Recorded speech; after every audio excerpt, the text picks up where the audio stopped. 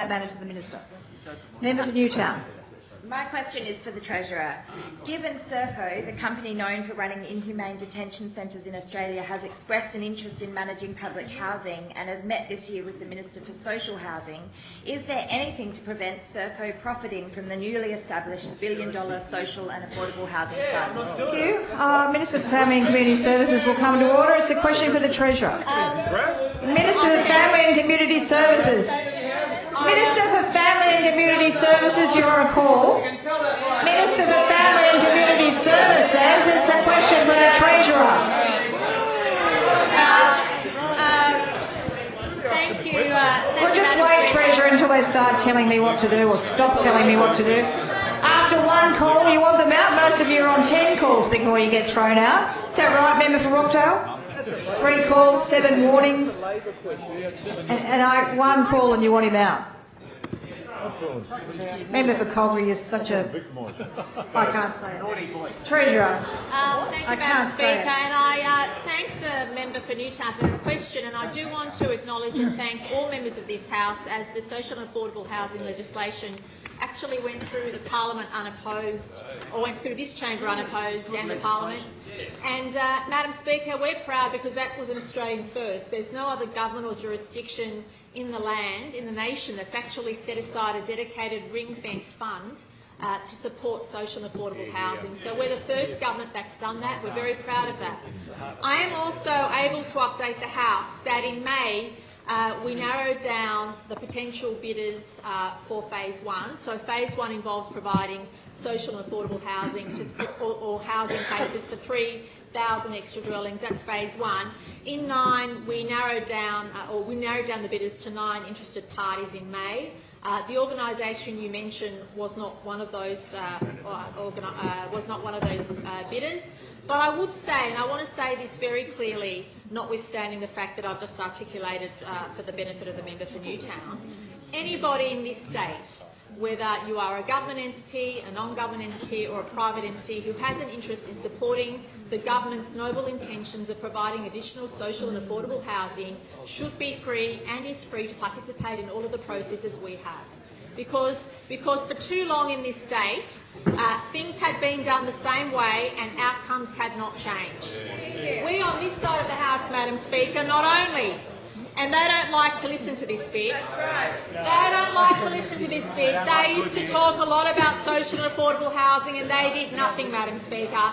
And I want to give credit, to the Minister for Family and Community Services, and as was apparent, he feels very strongly about this issue, as do all of we, because we care about those who are most vulnerable. And Madam Speaker, guess what? We are in a strong budget position to be able to provide that support, something those opposite weren't able to do. They would not have been able to in a million years either have the ability, capacity or know-how to set up a dedicated $1 billion fund, which is ring-fenced, to support those who are most vulnerable in our community. And Madam Speaker, in addition, too many interjections. And Madam Speaker, in addition, and again... Member for Bankstown. And again... Member for Londonderry.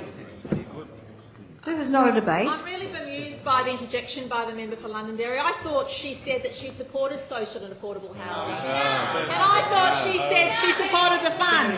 So I don't know what her problem is, Madam Speaker, because... Member for Bankstown. And member for Shell Harbour. Really some hateful interjections. Speaker, I appreciate they're a bit sensitive, from others. It highlights their hypocrisy. They say one thing in opposition and they fail to deliver when they have the chance in government, Madam Speaker. But Madam Speaker, in addition to information requested by the member for Newtown, I've outlined the process we're up to in relation to the bidders. But for the first time, whilst we've invited bidders to participate in the process of supporting 3,000 extra dwellings, we've also made it clear that smaller, medium-sized operators or bidders have the chance to participate, because some might come forward with a solution for 200 extra houses in a particular part of the state. Others might come forward with 500. We've actually said during this process, which again is a first, that you do not have to have a solution for 3,000 dwellings. You might have a very good solution in a particular part of the state for a fewer number than that, because we want to provide flexibility to those who have the most expertise on the ground to actually deliver the best housing available to those most vulnerable. This is another example, Madam Speaker, of a government totally in control of their budget.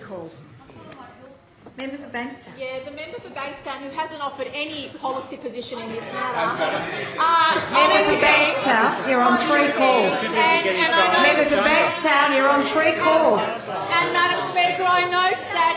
Member for Bankstown. Madam Speaker, I note the better our policies, the stronger their interjections, because they can't handle the truth. But in any event, as I was saying, Member for Bankstown, my last warning to you. the member for Newtown might like to give me extra time, but it's up to her. She might feel I'll answer the question sufficiently. But I would also like to say, Madam Speaker, that I want to in particular, and I should have done this at the beginning, thank Tracy Howes from NCOS for her amazing support in relation to this policy.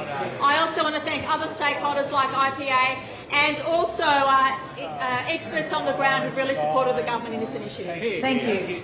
The member for Epping.